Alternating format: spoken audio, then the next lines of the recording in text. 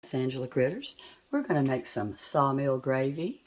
Sawmill gravy, well, the name comes from the early logging days of America when they were destroying all the trees out west, and they were all eating around camps with camp cooks. And old-timey sawmills were always operating to process, this wood. So back then, they were always making things with cornmeal because it held up better than flour. And the gravy would be so gritty that the men were always asking if they put sawdust in it, and it started being called sawmill gravy. Well, over the years, people have perfected it to where it's half cornmeal and half flour, and we're going to be making it that way. And it's a good thing in the South. We love sawmill gravy. So I've got 2 tablespoons of bacon grease. You can use bacon drippings or sausage. And I'm adding in 2 tablespoons of cornmeal.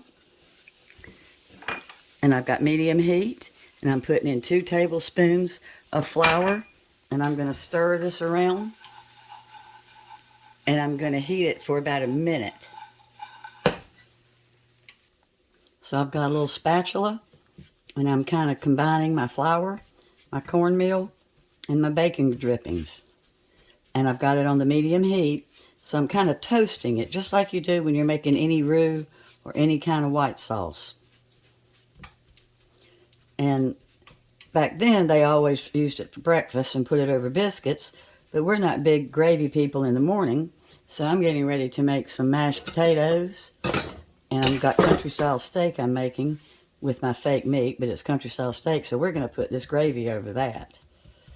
And so the reason I'm cooking it for the minute, I'm trying to kind of toast the 2 meals together, the flour and the cornmeal, just like you do when you're making any kind of gravy.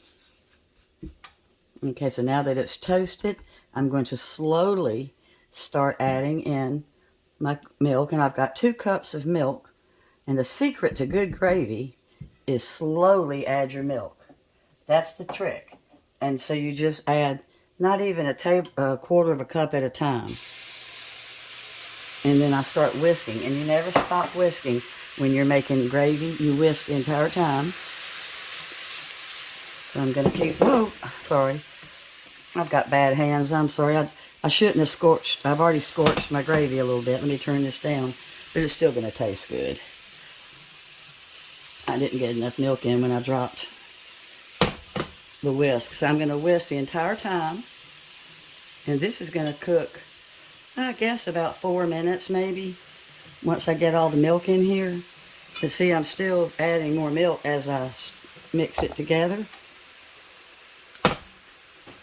And as I add the milk, it starts to cool it off a little bit so that it's not quite so hot and cooking quite so fast, because you want it to all kind of come together. You notice there's no salt or pepper. We're going to add that at the end. When it comes to a light simmer is when we'll add in the salt and the pepper, and even a little bit of white pepper if you have it. It's gotten real hard to find around here. So I'm just going to use my Lowry's seasoned pepper. It's got a little black pepper and white pepper with the salt. So I'll be stirring this and adding the rest of this milk. I'm considering transferring this to a stainless steel pan because this whisk is shot, and the stainless steel one I can't use on my Calphalon. The gravy works out so good on the Calphalon. So I'm just going to keep whisking away and hope that it comes together. Look at it. I don't know what happened to it, but it's just not doing its thing like it's supposed to. Maybe that'll help. I'll be right back. I'm about 2 minutes in, and it's starting to come together. It's getting thick.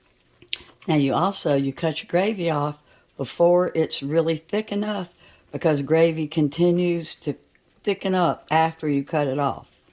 The pan is so hot, the gravy is so hot, so if you let it go until it's so thick, like it's your consistency that you actually want it to be, you've gone just a little bit too far. So I'm fixing to cut this off. And this little bit of brown stuff is where my flour and my cornmeal kind of toasted just a touch too much, but actually it gives the gravy an even better flavor. It just looks a little bit strange.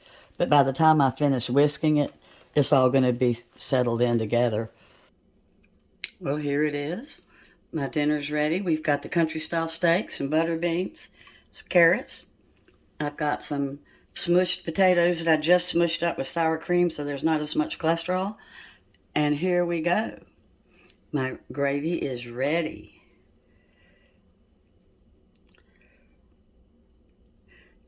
It's just thick milk gravy. But it's really good with the sawdust, the sawdust, with the cornmeal. And Cracker Barrel has what they call SawMill Gravy, but they make theirs with pure flour, so it's really not true SawMill Gravy. This is the true thing right here. Well, thank you so much for watching. Bye-bye.